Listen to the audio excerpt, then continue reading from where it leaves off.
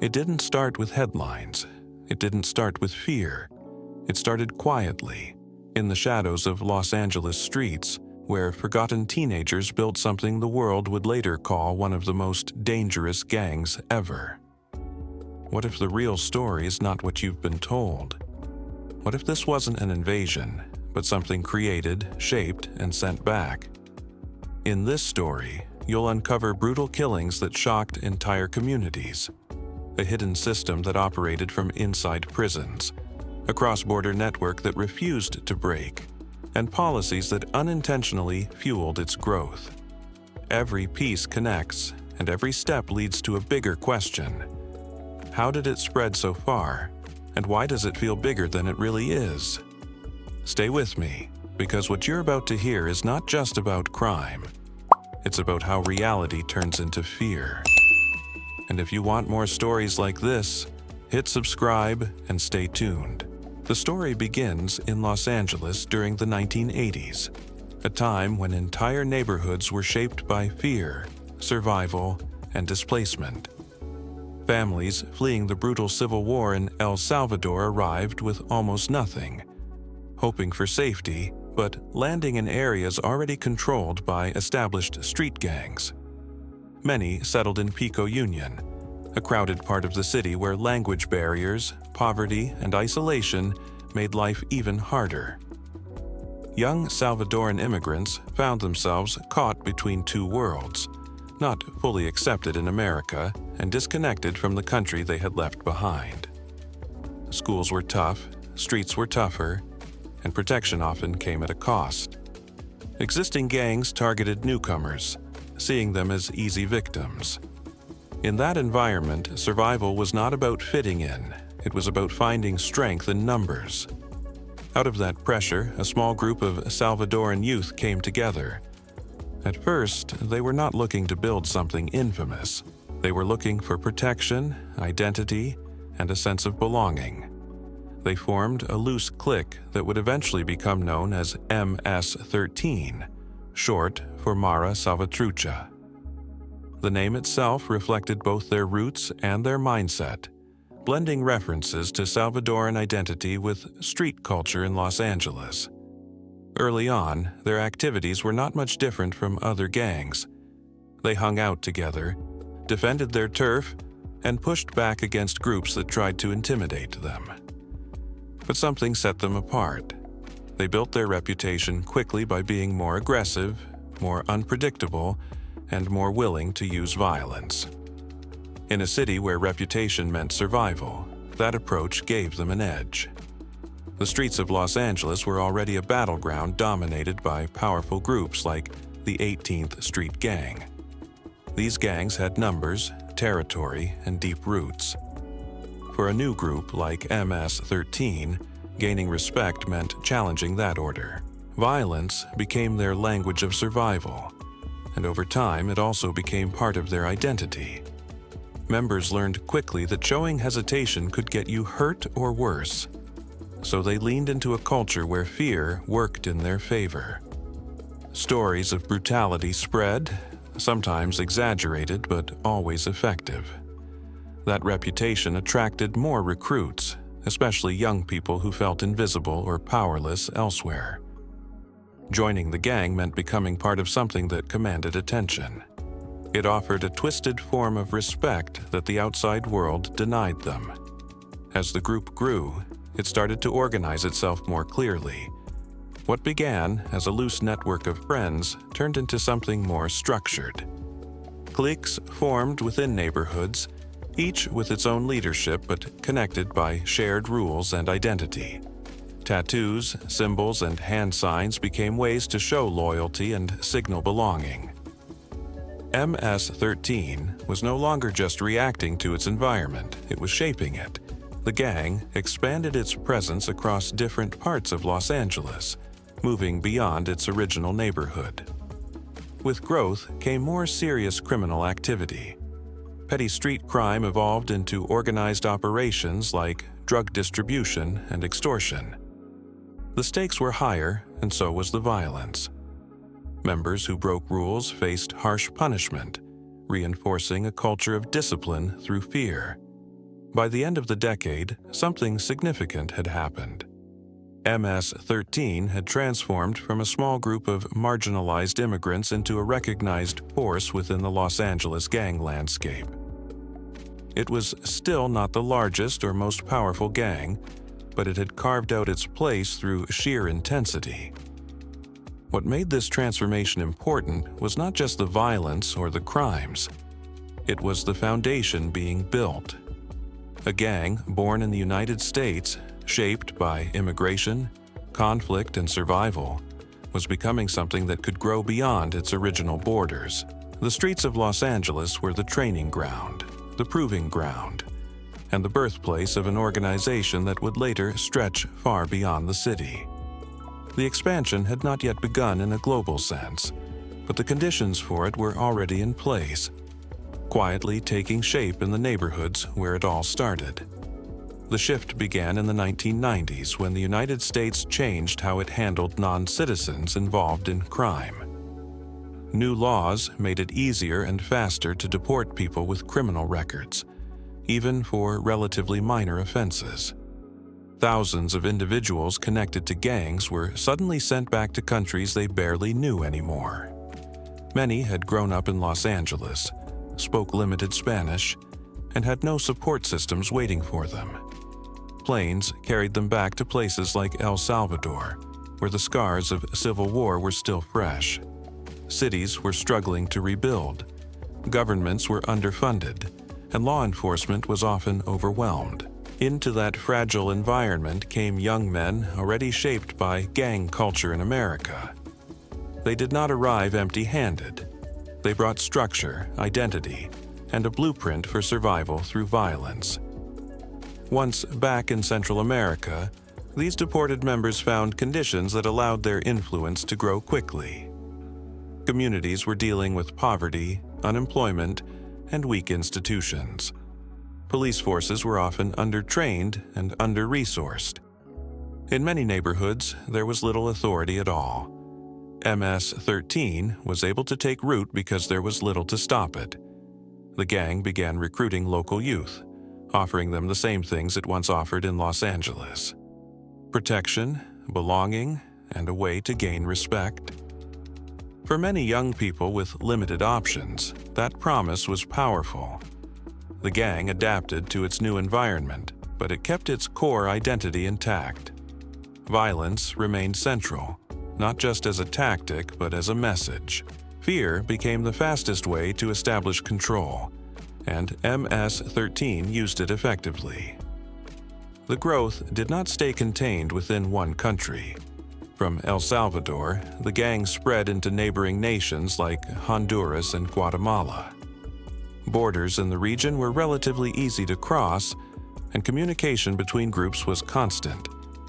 What had once been a local street gang in Los Angeles was now becoming something much larger.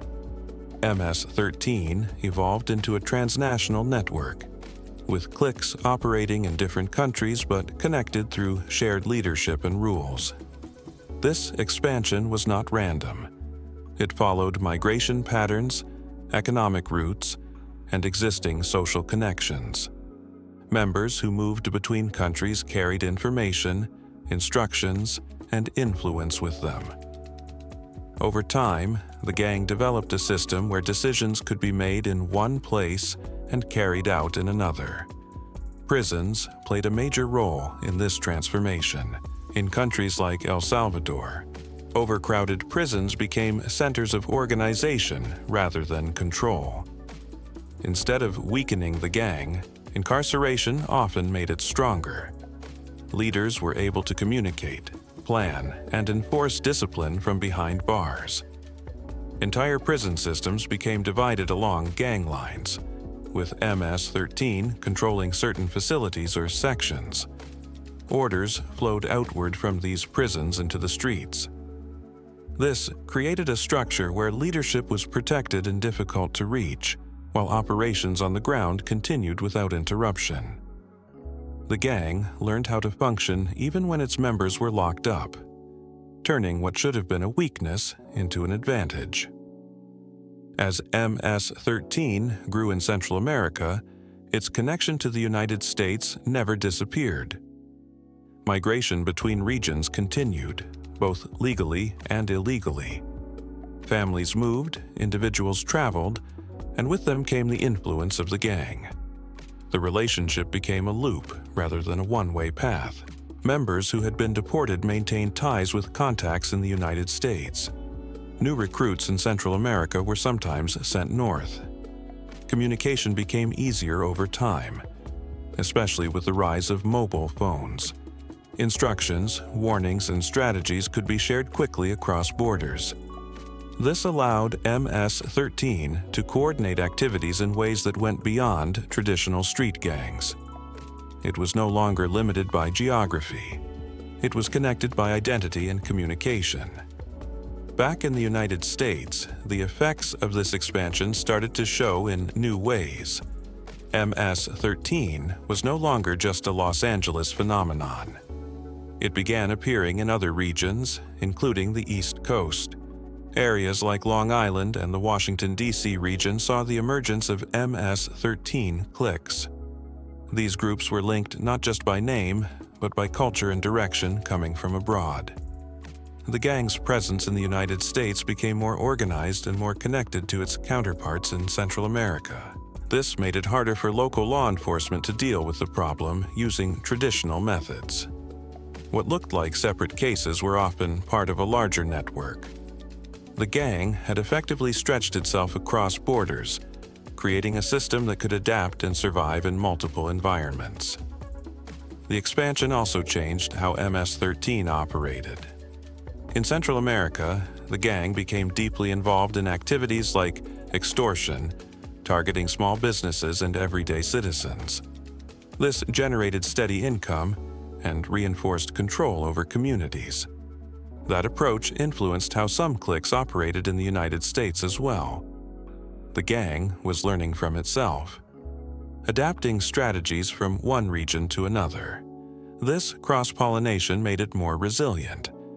It was not just growing in size, it was evolving in how it functioned. Members in different countries shared tactics, experiences, and expectations. The result was a network that could maintain a consistent identity while adjusting to local conditions. At the same time, the violence associated with MS-13 became more visible and more widely reported.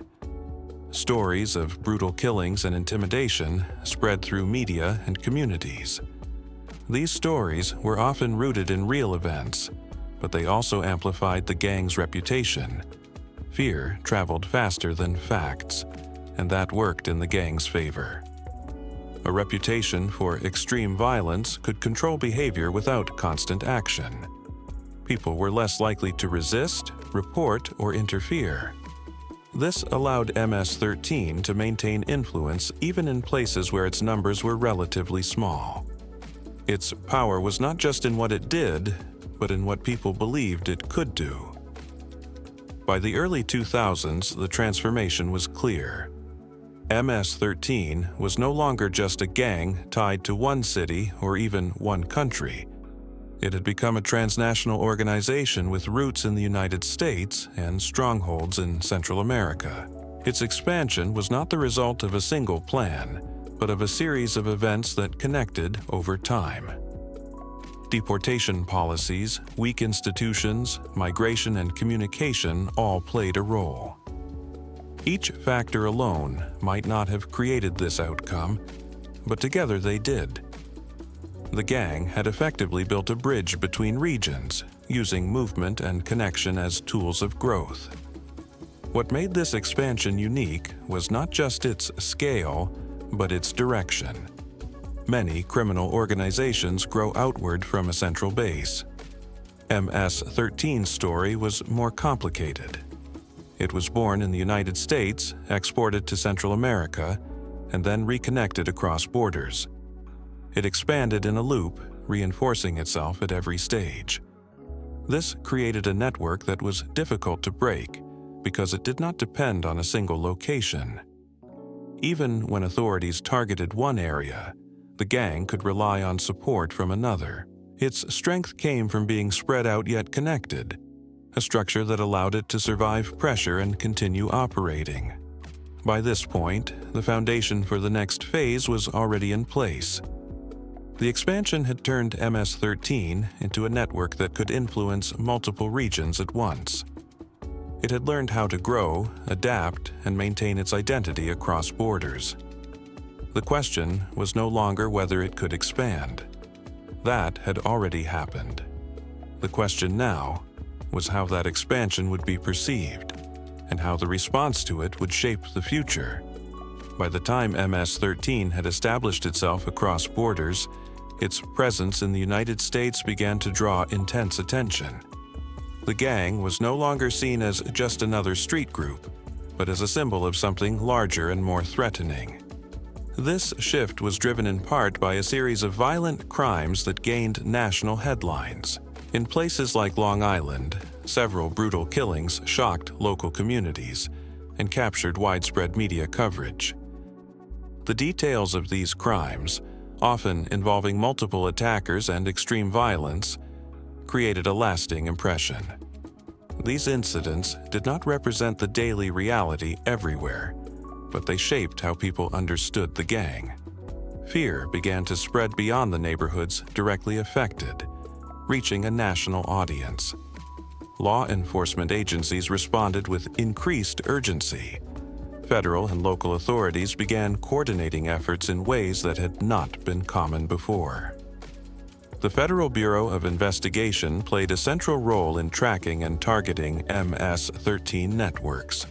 Task forces were formed, combining intelligence from different regions to understand how the gang operated across state lines.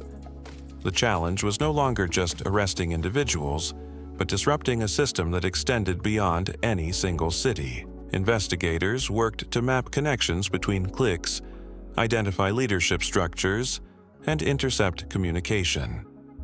These efforts led to numerous arrests, including high-ranking members who had influence over multiple groups. For the first time, authorities were treating MS-13 as a coordinated network rather than isolated gangs. At the same time, the public conversation around MS-13 grew louder and more intense. Media coverage often focused on the most shocking aspects of the gang's activity. Graphic descriptions and dramatic headlines drew attention, but they also created a perception that the threat was everywhere. The image of MS-13 began to grow larger than its actual size. Politicians referenced the gang in discussions about crime and immigration, using it as an example of a broader problem.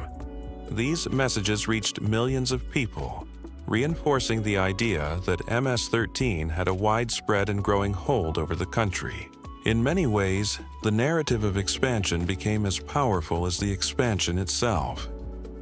Behind that narrative, the reality was more complex. MS-13 did have a presence in multiple states, and its crimes were serious. But its numbers remained relatively small compared to the overall population of gangs in the United States. It did not control cities, governments, or entire regions. Instead, its influence was concentrated in specific communities where conditions allowed it to operate. These areas often shared common factors, including economic hardship, social isolation, and limited resources.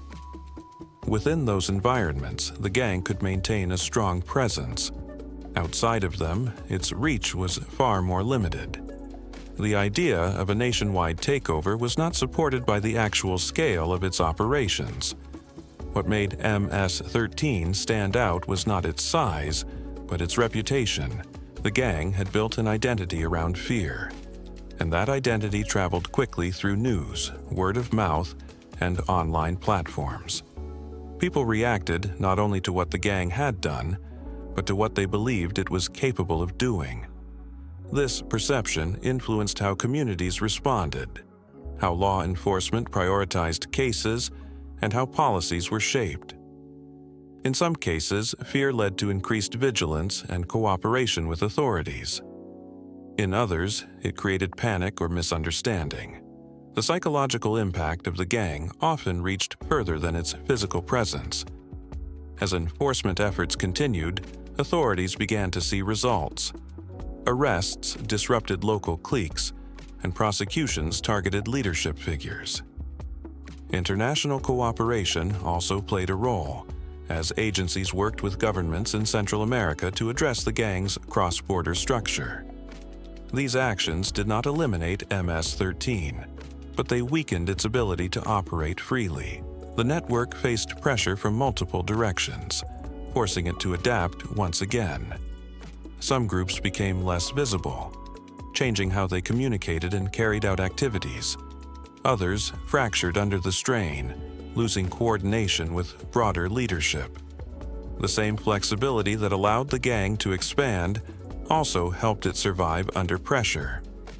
The story of MS-13's expansion ultimately revealed something deeper about how modern criminal networks function.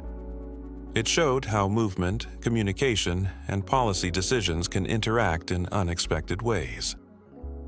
A gang that began as a small group of young people seeking protection in Los Angeles had grown into a transnational network. But its growth was not a simple rise to dominance.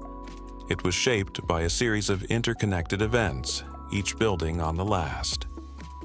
The perception of a takeover came from the visibility of violence and the amplification of fear, rather than from actual control of the country. By this stage, the phrase "took over America" had become more of a narrative than a reality.